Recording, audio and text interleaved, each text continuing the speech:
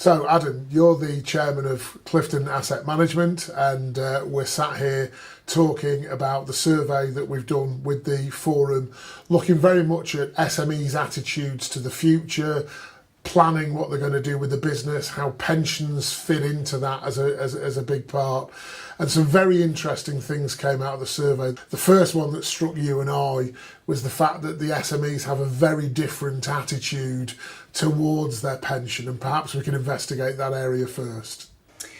Yes, I think that the survey really bears out the anecdotal evidence that we've had for some time, which I don't think comes as any great surprise to anyone, that on the face of it, most or many business owners, not all, but many business owners, regard the subject pension as about as interesting as root canal work, which is unfortunate in many ways, but understandable.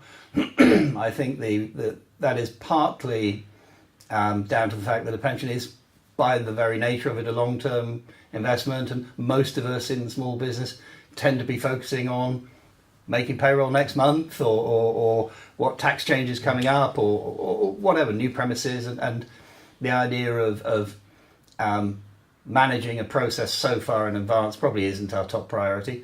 So that's partly it, but I also lay the blame squarely at the door of the pensions industry itself, who've managed to collectively disenfranchise virtually an entire population by burying what is essentially a fairly simple subject, saving enough money to be independent of other sources, and turning it into a vastly complex, rather uninteresting, and kind of dehumanizing process. And that is a great shame, because actually, certainly for SMEs, absolutely categorically for SME owners, the pension environment actually is an incredibly interesting and dynamic one, where many things are possible, and instead of being a drain on the cash of your business, a pension properly run can actually be a very dynamic tool to help grow your business. But that message is completely failing to get through,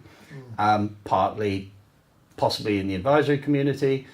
I don't know. We'll look at this in a little bit more detail during our conversation. Yeah. But the headline, are these people particularly well engaged with their pensions? No, they're not. That absolutely seems to be the case.